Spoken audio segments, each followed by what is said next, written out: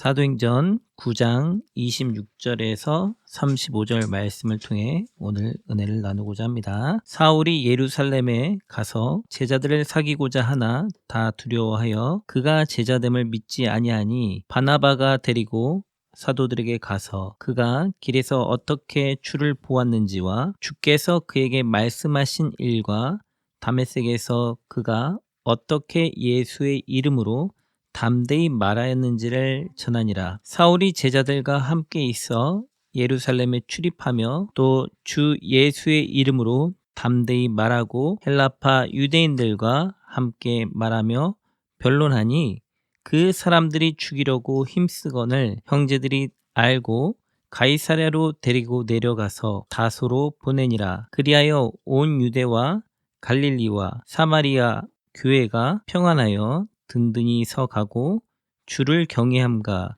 성령의 위로로 진행하여 수가 더 많아지니라. 그때 베드로가 사방으로 두루 다니다가 룻다에 사는 성도들에게도 내려갔더니 거기서 애니아라 하는 사람을 만나매 그는 중풍병으로 침상 위에 누운 지 8해라. 베드로가 이르되 애니아야 예수 그리스도께서 너를 낫게 하시니 일어나 내 자리를 정돈하라 한데 곧 일어나니 룻다와 사론에 사는 사람들이 다 그를 보고 주께로 돌아오니라. 아멘. 사울이 예루살렘에 이제 돌아왔는데 제자들을 사귀고자 합니다. 그런데 제자들이 무서워하죠. 왜냐하면 그동안 사울이 죽인 사람들이 많이 있잖아요. 그래서 두려워해서 사울을 가까이 하지 않죠. 의심하죠. 그래서 멀리하고 있는데 바나바라는 사람이 사도들에게 가가지고 그 사람이 여태까지 어떤 일이 있었냐면 하면서 길에서 사울이 주님을 본 것과 또한 그 이후 다메섹에서 사울이 복음을 전한 것들을 알려주면서 예수님을 믿게 된 많은 사람들에 대해서 이야기를 해주니까 이 제자들이 조금 마음이 누그러졌겠죠. 그래서 사울이 제자들과 이제 함께 예루살렘에 있으면서 제자들과 함께 교제하며 예수님께서 어떤 일을 하셨는지 이야기하고 듣고 더 구체적인 대화들을 많이 나누었겠죠. 그러다가 주님의 이름으로 이제 많은 사람들에게 복음을 전하기 시작합니다. 특히 헬라파 유대인들, 외국에 살던 유대인들에게 복음을 전하면서 그들과 논쟁 가운데 싸워서 이기죠. 그동안 이제 제자들은 주님과 동행하였지만 어떻게 보면 학문적으로는 똑똑하지는 않죠. 그래서 논쟁할 여부도 별로 없었던 것 같고, 왜냐면 지금 제자들을 죽이려고 마음을 먹었다라는 표현보다 사울을 죽이려고 하는 마음을 갖는 것을 보면 좀 전문적으로 논쟁에 사울이 뛰어든 것으로 보여요. 특히 사울은 구약에 굉장히 능통하고 열심히 학문을 닦았던 사람이기 때문에 주의 말씀에 대한 깊이가 있었기 때문에 이들과 대화를 하면서 이기는 모습을 볼 수가 있죠. 어떻게 보면 예수님을 믿게 하기 위해서 그들의 학문에 대해서 전문적으로 이해하는 것도 예수님을 믿는 사람에게 매우 중요하다라는 것이죠. 단지 성령 충만하면 되겠지, 세상의 지식에 대해서 잘 몰라도 되겠지라는 것이 아니라 그 분야에 매우 전문적으로 알고 그것을 말씀 안에서 논증할 수 있는 능력이 있어서 그들이 논증을 통해서 예수님을 믿게 할 수만 있다면 그것 또한 하나님 앞에 기름 부음 받으시고 귀하게 쓰이는 것 중에 하나다라는 사실입니다. 그래서 29절에 사람들이 죽이려고 하니까 이제 형제들이 소문을 듣고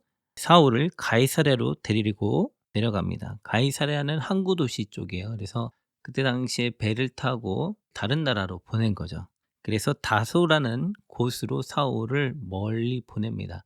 아마도 이건 이제 전도 여행과도 관련이 있을 것 같다라는 느낌이 들어요. 왜냐하면 구체적으로 여기에서 묘사를 하고 있는 것이 아니기 때문에 그렇습니다. 그래서 31절에 그리하여 온 유대와 갈릴리와 사마리아 교회가 평안하여 든든히 서가고 주를 경외함과 성령의 위로로 진행하여 수가 더 많아지니라.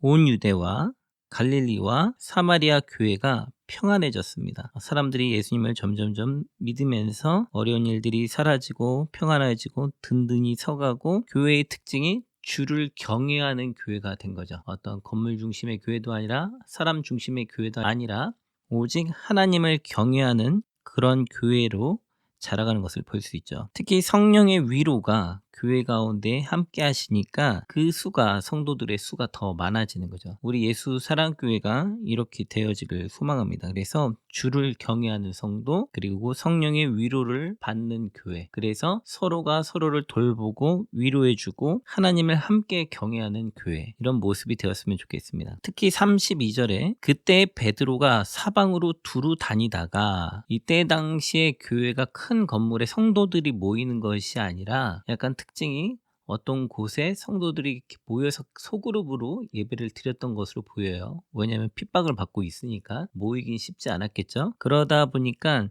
베드로 사도가 이곳저곳으로 다니면서 신방하듯이 예배를 진행하고 다니는 모습이죠. 걸어서 이곳저곳 가서 주님의 복음을 전하는 것입니다. 주님의 복음을 전하는 것인데 이 복음이 대부분 말로 하다 보면 사람들이 신화처럼 생각하기도 하고 믿지 아니할 수도 있겠죠. 그죠? 그래서 하나님께서 베드로에게 능력을 주셔서 수많은 연도를 살아가면서 수많은 일들이 있었겠지만 지금 그 수많은 역사 중에 특이한 점 중에 하나는 루다에 사는 성도들에게 이제 내려갔죠. 베드로가 가서 봤는데 애니아라고 하는 사람이 거기 있었어요. 그래서 그 사람은 중풍병자면 보통은 뇌 혈관이 터져서 사지가 마비되거나 비틀어져서 잘 못 움직이고 누워있는 사람을 말해요. 현대의학에서도 잘 치료하기 힘들어요. 현대의학에서도 거의 불가능한 것이 많이 있습니다. 그래서 침상에 누운 지 몇 년이 되었냐면 8년이 됐어요. 그러면 8년이면 못 고치고도 남는다라는 거죠. 왜냐면 운동에서 재활 치료를 통해서 회복되는 것이 아니라 8년이면 이미 굳을 대로 굳은 거예요. 거의 불가능해서 사람들이 마음을 접었던 그런 시기죠. 근데 베드로가 이 애냐한테 가서 예수 그리스도께서 너를 낫게 하시니 일어나 내 자리를 정돈하라 한데 곧 일어나니 룻다와 사론에 사는 사람들이 다 그를 보고 죽게 돌아오니라. 만약에 이 사건이 일어나지 않았다면 사람들이 안 돌아왔다라는 거죠. 기적의 목적은 그 동네 중풍병자가 이 사람만 있었겠습니까? 수많은 사람이 있었겠죠. 근데 이 사람을 치료해 주신 이유는 이 사람을 통해서 예수님을 믿도록 기적을 나타내 주고 보여주셨다라는 거죠. 하나님은 기적을 위해서 기적을 만드시는 것이 아니라 주님의 나라와 의를 위해서 기적을 베풀어 주시는 것입니다. 지난번 우리가 이야기 나눴을 때 왜 요즘 시대는 이런 모습이 안 보이냐라고 우리가 생각할 수 있는데 그것은 주님의 주권 가운데 있고 주님께서 원하시면 이런 모습을 베풀어 주실 수 있다라는 겁니다. 또한 우리가 이런 도구로 사용될 수 있도록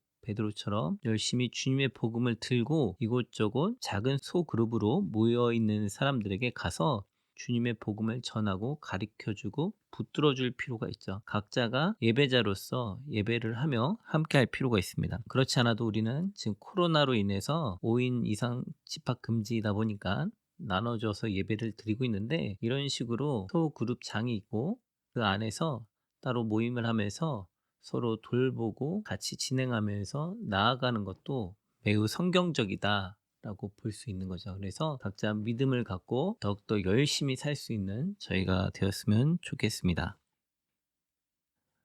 사랑과 은혜가 풍성하신 하나님 우리와 함께하여 주시고 우리 교회가 하나님을 경외하는 교회가 되게 하시고 하나님의 성령의 위로하심으로 은혜와 평강이 가득한 교회가 되게 하시고 심령이 육체가 정신이 중풍병자처럼 쓰러있는 자를 회복시키며 치유하는 교회가 되게 하셔서 오직 주님만을 찬양하고 주님께 영광 돌리는 교회가 되게 하여 주시고 두루 다니며 각 소그룹 교회들을 강화하고 위로해 줄 수 있는 교회가 되게 하여 주시옵소서. 성령께서 우리를 그 자리에 사용하여 주시고 우리와 늘 함께하여 주시고 우리를 붙들어 주시고 우리를 사용하실 것을 믿고 우리 교회 성도들을 사용하시고 은혜 내려주시고 붙들어 주실 것을 믿고 성령으로 충만케 하시고 다스리시고 인도하심을 믿으며 예수님의 이름으로 기도드리옵나이다. 아멘. 함께 은혜를 나눌 수 있어서 감사합니다. 말씀을 들으시고 각자 느끼신 바가 있으시다면 그것을 댓글로 달아주시면 다른 성도분들도 함께 도전받고 위로받을 수 있을 것 같습니다. 구독과 알람 설정을 통해 함께 말씀을 나누길 소망합니다. 또한 다른 분들에게도 공유해 주셔서 함께 신앙 안에서 성장했으면 좋겠습니다. 감사합니다.